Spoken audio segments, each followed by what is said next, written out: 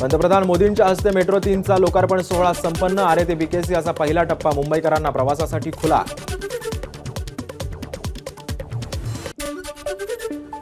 पंतप्रधान नरेंद्र मोदींच्या हस्ते ठाण्यात 32,800 कोटी रुपयांच्या विविध विकास प्रकल्पांचं उद्घाटन. यावेळी मुख्यमंत्री आणि उपमुख्यमंत्र्यांची उपस्थिती.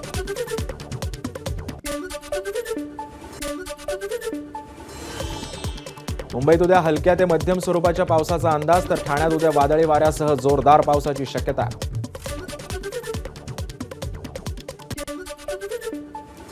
मुंबई महापालिकेच्या कर्मचाऱ्यांना यंदा 30,000 रुपये बोनस मिळणार. याबाबत कर्मचारी संघटनांनी केलेल्या मागणीला पालिका आयुक्त भूषण गगराणींचा सकारात्मक प्रतिसाद. आचारसंहितेपूर्वी बोनस होण्याची शक्यता.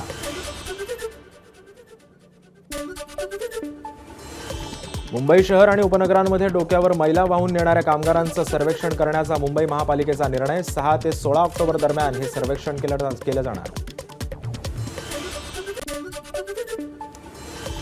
म्हाडाच्या मुंबई मंडळ सोडतीतील अर्जदारांची अंतिम यादी प्रसिद्ध. 2030 घरांच्या सोडतीसाठी 1 लाखांहून अधिक अर्जदार पात्र. 8 ऑक्टोबरला सोडतीचा निकाल.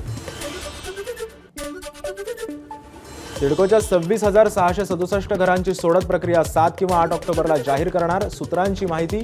खारघर, मानसरोवर, कामोठे, खांदेश्वर, घणसोली, तळोजा अशा रेल्वे स्थानकांजवळ घरं बांधून तयार.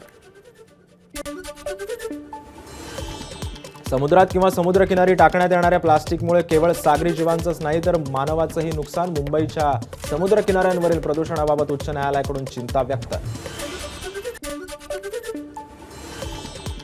6व्या मार्गिकेच्या कामासाठी पश्चिम रेल्वेवर आज रात्री 10 तासांचा मेगा ब्लॉक. अनेक गाड्या रद्द तर काही गाड्यांचे मार्गात बदल.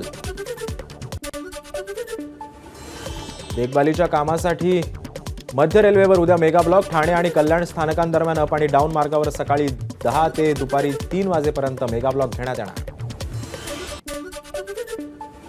हार्बर रेल्वे मार्गावरही उद्या मेगा ब्लॉक. पनवेल ते वाशी स्थानकादरम्यान अप आणि डाऊन मार्गावर सकाळी 11 ते दुपारी 4 वाजेपर्यंत ब्लॉक घेण्यात येणार.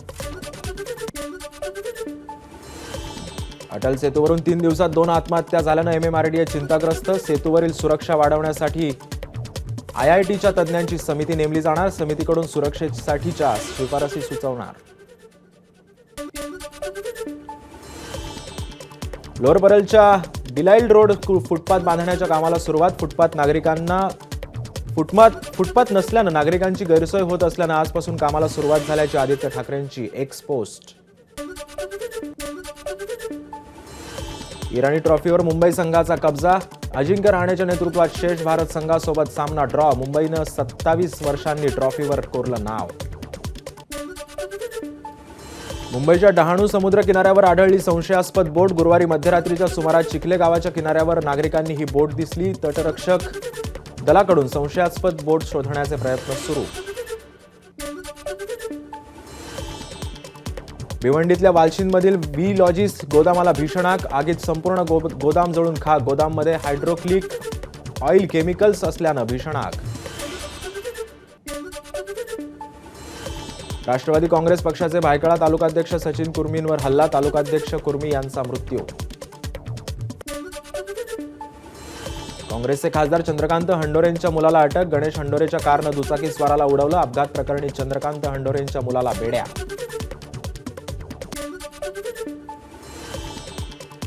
पुण्यातील बोबदेव घाटातील सामूहिक अत्याचार प्रकरणातील आरोपींचं सीसीटीव्ही समोर. 30 तासांनंतरही आरोपींचा शोध सुरूच.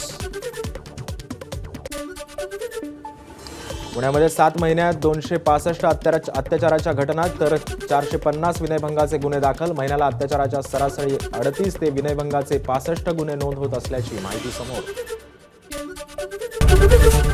एबीपी माझा, उघडा डोळे बघा नीट.